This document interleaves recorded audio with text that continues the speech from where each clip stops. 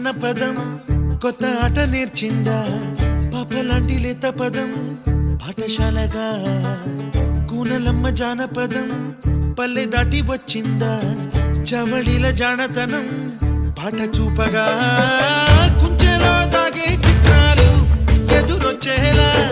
అంతటా